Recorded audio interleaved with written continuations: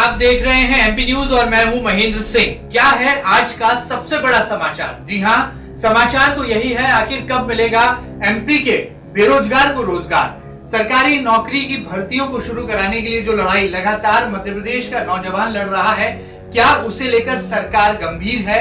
और तमाम तरह के चुनावी वादों के बीच में क्या नौजवानों को सरकारी नौकरी का सपना पूरा करने में मध्य प्रदेश की शिवराज सरकार उनकी मदद करेगी? और इस उपचुनाव की बेला में बेरोजगारों का रुख कहां जाकर आखिर तय होगा? तमाम मुद्दों पर बात करने के लिए आज एक बार फिर हमारे पास मध्य प्रदेश के वो बेरोजगार नेता, वो तेज तर्रार अंदाज रखने वाले नेता जिनकी भगत सिंह जैसी शैली है और लाखों लाख नौजवानों की आवाज को वो लगातार बुलंद भी कर रहे हैं। जी हाँ, ठीक समझे आप, हम बात कर रहे हैं दिनेश चौहान जी की। दिनेश सिंह चौहान फिलहाल एमपी न्यूज पर आज हमारे साथ एक बार फिर लाइव जुड़ रहे हैं। दिनेश जी, सबसे पहला सवाल, क्या है आज का सबसे बड़ा समाचार? आखिर कब मिलेगा एमपी के बेरोजगार को रोजगार? और जिस तरह से मध्य प्रदेश के मुख्यमंत्री शिवराज सिंह चौहान ने मुरैना जाकर इस बात का ऐलान कर दिया है कि जल्द ही पुलिस भर्ती से लेकर तमाम सरकारी नौकरियों में भर्ती प्रक्रिया में तेजी लाई जाएगी और तारीख भी मुकर्रर कर दी है, अब आपका रुख क्या रहेगा? देखिए, आप बहुत बहुत स्वागत आपका कि आपने इस विषय पे संज्ञान लिया है दोबारा फिर से। और हमेशा मध्य प्रदेश का लगभग 40 से 50 लाख युवा आपके इस कार्य के लिए हमेशा आभारी रहेगा। सबसे बहुत अहम सवाल जो आपने मुझसे पूछा कि जो मुरैना में जाकर के मामा जी ने कहा कि हम भर्तियां जो है 16 तारीख से निकालेंगे और आज 15 है, हम कल 16 तारीख का इंतजार कर रहे हैं।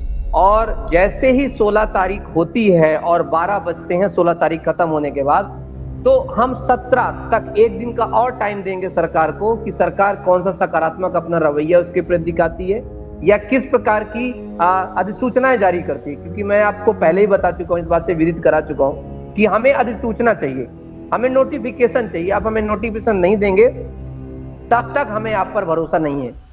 और अगर जैसे ही 16-17 बीतती है और नोटिफिकेशन नहीं आता, तो 18 तारीख से इंदौर, भोपाल, ग्वालियर, भिंड, मुरैना, इन सभी जगहों पर बेरोजगार युवा जो है प्रदर्शन करेगा, शांतिपूर्ण प्रदर्शन शुरू कर देगा। और पूरी तरह से सरकार हो या पक्ष व विपक्ष, जो भी उसके जिम्मेवार लोग होंगे, उनके लिए या उनसे संबंधित चीजों को समाज में घर घर से जा तक प्रसार करेगा कि ये वही लोग हैं जो इतने निकम्मे हैं कि इन्होंने रोजगार देने का वादा किया लेकिन रोजगार दे न सके। 4 साल बीतने को आ रहे हैं, सरकार का लोटा इधर से उधर खिसकता जा रहा है, लेकिन बेरोजगारों के हित में कोई भी नहीं सुन रहा। बार बार इसी संदर्भ में आप देखेंगे, एक व्यक्ति जो उम्र अपनी क्रॉस कर रहा है, बार बार हम कहते हैं, इसलिए कहते हैं 37 साल की उम्र करो, कम से कम वो बेरोजगार युवा भी उसमें सम्मिलित हो सके। 15,000 कांस्टेबल की, 1500 एसआई की भर्ती मांग रहे हैं। एमपीपीएससी का नोटिफिकेशन जारी करो आप, क्योंकि एमपीपीएससी 2019 तो हुई नहीं, वैसे भी चला गया 18-19, अब आएगा कम से कम 2020 का जारी कर दो। शिक्षक भर्ती के लिए जो अभी आप देखे होंगे कि इनका पेपर होने वाला 26 सितंबर से, इन्होंने कहा, एक नोटिस दिया कि ड्यूटी कोरोना हम अभी एग्जाम नहीं करवा सकते। मैं आपको बता रहा हूँ, अभी आपने देखा होगा नीट का एग्जाम पूरे देश में हुआ है, मध्य प्रदेश में भी हुआ है। और साथ ही साथ आप देखेंगे 4 अक्टूबर को पूरे प्रदेश में नहीं पूरे देश में एक एग्जाम होने वाला है यूपीएससी का। तो क्या इन सब चीजों का संज्ञान नहीं लेती सरकार को? तो ये जो आपने कहा मुरैना वाली बात, तो मुरैना वाली बात अब देखिए कि प्रत्यक्ष को प्रमाण की क्या आवश्यकता है। कल इनका देख लेंगे, कल कौन सा नोटिफिकेशन इनका जारी होता है, और जारी होता है तो फिर देखते हैं। अब साथ जारी होगा तो इसके लिए बहुत बहुत स्वागत है इस कदम के लिए सरकार। तो दिनेश जी, 24 घंटे का वक्त है और घड़ी का कांटा लगातार रफ्तार पकड़ रहा है, तो ये माना जाए कि 24 घंटों बाद मध्य प्रदेश के वो तमाम 40 लाख बेरोजगार नौजवान जो कि आपके संगठन से जुड़े हैं, जो लगातार आवाज उठा रहे हैं, वो अपना रुख तय करेंगे, अगली दिशा क्या होगी ये तय करेंगे, ये माना जाए।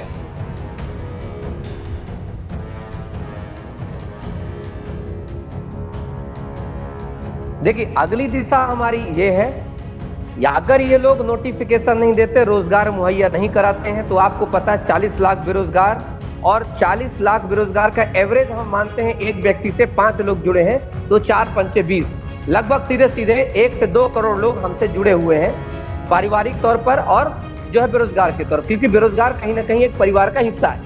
तो हम तो घर में घुस घुस के जाएंगे और बोलेंगे कि वोट नहीं करना है। वो कहेंगे फिर किसको करें, तो हमने एक सोचा है, पूरी टीम ने एक प्लान किया है। अवधेश भदौरिया सर हमारे जो राज्य के जो सचिव हैं, उनसे भी हमारी पूरी बात हुई है, उनसे भी आप पूरा संज्ञान लीजिएगा इस मैटर में कि हम पूरे 28 की 28 सीटों पर अपने बेरोजगार सेना को उतारेंगे।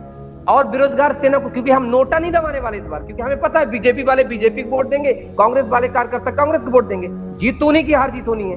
और हम इस बार क्या करेंगे, 28 की 28 सीटों पर बेरोजगार युवा उतारेंगे, जो एमपीपीएससी प्री क्वालिफाई है, कोई मेंस क्वालिफाई है, कोई एमपीएसआई क्वालिफाई है, कुछ जिसके तो बताएंगे कि अगर 8वीं 9वीं फेल जो लोग हैं अगर राज्य को चला सकते हैं, तो ये तो graduate, post graduate, MTech, BTech वाला व्यक्ति है, ये तो धज्जियां उड़ा के रख देगा। ये हमारी अगली रणनीति होगी सरकार के लिए, क्योंकि हमारे पास जब करने के लिए कुछ नहीं होगा तो यही करेंगे। आपको पता है, अगर ये नोटिफिकेशन दे देते तो हम लोग तैयारी में लग जाते, अपनी तैयारी करते, ये अपनी तैयारी करते। क्योंकि अभी नोटिफिकेशन नहीं देंगे तो अगला कदम हमारा होगा कि हम पूरे की पूरी जितनी 28 विधानसभा हैं वहां पर चाहे किसी व्यक्ति को भी खड़ा करें, चाहे पब्लिक से 10-10 रुपए का चंदा लेके इकट्ठा करके खड़ा करेंगे, लेकिन खड़ा करेंगे। अभी हम इनसे मांग रहे हैं कि आप हमें भर्ती दे दीजिए ताकि हम आपके अंडर में आकर के काम कर सके।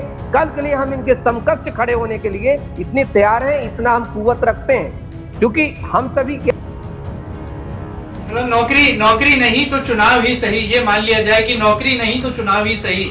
और बेरोजगार जब चुनाव मैदान में होंगे तो सीधी चुनौती जो प्रमुख राजनीतिक दल हैं उनको देने वाले हैं, यानी कि कांग्रेस और बीजेपी को टक्कर देने के लिए अब बेरोजगार नौजवान मैदान में आने वाले हैं, ये मान लिया जाए, ये आप लोगों ने तय कर लिया है, यदि सरकारी नौकरी में भर्ती प्रक्रिया शुरू नहीं की।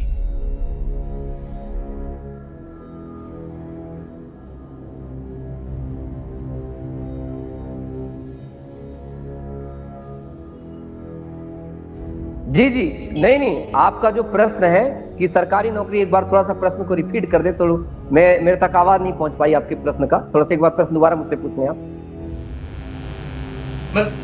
हम ये जानना चाहते हैं दिनेश सिंह चौहान जी कि यदि सरकारी नौकरी नहीं तो चुनाव ही सही, यानी कि वो युवा जो कि अफसर बनने के लिए या सरकारी विभागों में जगह बनाने के लिए पढ़ाई करते हैं, एससी जिन लोगों ने क्वालिफाई की हुई है, वो युवा, वो बेरोजगार नौजवान अब जो है बीजेपी और कांग्रेस को टक्कर देने के लिए चुनाव मैदान में उतरते नजर आएंगे, यदि सरकार ने उनकी मांगे नहीं मानी, यदि सरकार ने सरकारी नौकरियों में भर्ती प्रक्रिया को शुरू नहीं किया तो ये माना जाए।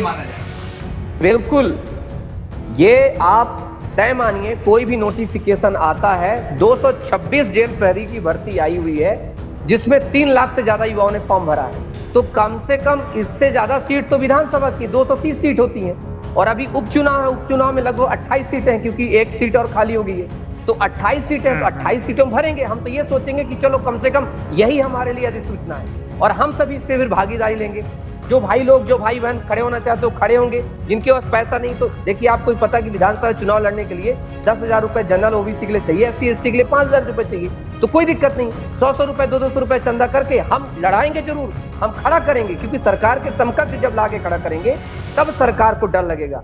अभी सरकार क्या सोच रही है कि तुम आंदोलन कर लो, जो तुम्हें करना है, जो करना है वो करो, हम तुम्हारे खिलाफ FIR कर देंगे, हम तुम्हें जेल भिजवा देंगे, यही कर सकते हैं लोग। लेकिन जब कल के लिए हम जब विधानसभा में खड़े होंगे, जब विधानसभा में क्वेश्चन पूछेगा कि भर्तियां दो, भर्तियां निकालो, तब क्या करेंगे लोग? तब कौन सी जेल में लेके जाएंगे? क्योंकि अपने समकक्ष को तो जेल नहीं भेज सकते, क्योंकि हम अपने समकक्ष को जेल भेजेंगे तो इनको भी जेल जाना पड़ेगा।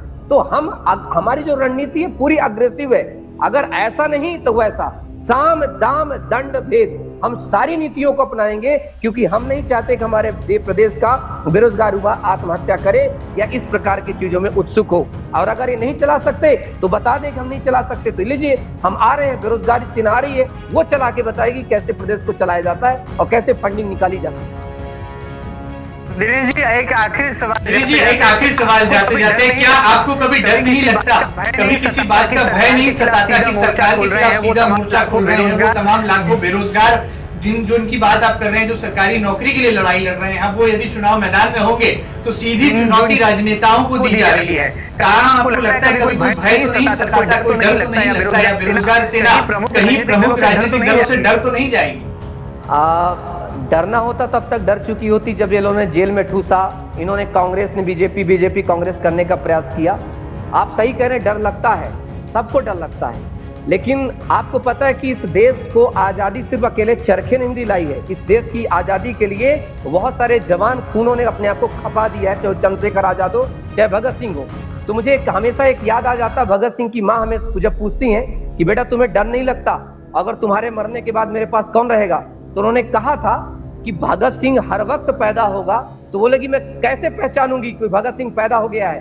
तो उन्होंने कहा था जब भी कोई देश और प्रदेश में युवाओं के लिए और सत्य के लिए और सही हक के लिए लड़ने लगे बिना सरकारों से डरे हुए, तो समझ लेना एक नए भगत सिंह का अवतरण हो चुका है। और सर हम तो पैदा ही हुए हैं शहीद होने के लिए, और वो शहीद अगर ये शहादत ना मिली तो फिर किस काम की। इसलिए हम तो रतिभर नहीं डरते, न शासन से न प्रशासन से, हम रिस्पेक्ट करते हैं। कानून से डरता वो है जो क्रिमिनल होता है, कानून का तो हम रिस्पेक्ट करते हैं कि कानून हमारी सर्विस के लिए है। डरना ही नहीं चाहिए कि अगर ये गलत कर रहे हैं तो इनको फिर से खबरदार होना चाहिए कि अगर बेरोजगारों की सेना आ गई तो बहुत दिक्कत होगी। इसलिए इनको भर्ती की सूचना 16 तारीख को जारी करनी चाहिए और शुरुआत पुलिस से करें, क्योंकि इनके पास पहले ही रखी हुई है सब कुछ चीजें, फाइल अटकी हुई है। PHQ PEV ना खेले। आपको जाते जाते एक बात बता दूं कि दो ऐसे बड़े प्रमुख नेता हैं जिनकी अपनी क्या कहते हैं उसको एटीट्यूड की वजह से भर्ती रुकी पड़ी है। एक नेता चाहता है PEV से हो, एक नेता चाहता है PHQ से हो, और इन दोनों के चक्कर में पिस रहा है दो पाटन के बीच में साबुत बचा न कोई हमारा बेरोजगार युवा। यही है सर। चलिए बहुत बहुत शुक्रिया यहाँ पर दिनेश सिंह चौहान जी MP न्यूज टीवी के साथ जुड़ने के लिए। ये वो दिनेश सिंह चौहान हैं जिन्होंने मध्य प्रदेश में 40 लाख बेरोजगार नौजवानों को सरकारी नौकरी दिलाने का बीड़ा उठाया हुआ है। उनका नेतृत्व कर रहे हैं, बेरोजगार सेना को अब मैदान में उतारने की बात कर रहे हैं। सीधी ललकार है भारतीय जनता पार्टी और कांग्रेस को, देखना बहुत लाजमी होगा क्या क्या मध्य प्रदेश की शिवराज सरकार तमाम युवाओं का सपना साकार करेगी, उन्हें रोजगार देगी। शासकीय नौकरियों की जो भर्ती प्रक्रिया है क्या उसकी शुरुआत होगी। फिलहाल तो बेरोजगारों ने 24 घंटे का अल्टीमेटम यहां पर दे दिया है। देखना लाजमी होगा कि क्या सरकार का रुख रहता है। यदि सरकार का रुख गर्म रहा तो ये जो तमाम बेरोजगार युवा हैं ये आने वाले दिनों में 28 विधानसभा सीटों पर होने वाले उपचुनाव में चुनावी प्रत्याशी के तौर पर मैदान में होंगे और सीधी टक्कर एक तरह से कहा जा सकता है कि प्रमुख राजनीतिक दल को देते नजर आएंगे। ऐसा कुछ ऐलान यहां पर दिनेश सिंह चौहान जी ने किया है। देखना होगा कि आने वाला कल किस तरह से नित नई तस्वीर भारत के दिल मध्य प्रदेश में दिखने को देता है और किस तरह से तमाम सरकारी नौकरियों का ख्वाब पाले बैठे वो तमाम युवा जो कि संघर्ष करने को मजबूर हैं, उनके संघर्ष पर कहां जाकर पूर्ण विराम लगता है। आप कहीं मत जाइएगा, लगातार बने रहिएगा। MP न्यूज टीवी इसी तरह से बेरोजगारों की आवाज बनकर सही और सटीक समाचार आप तक पहुंचाता रहेगा। लगातार बने रहें MP न्यूज टीवी के साथ। नमस्कार।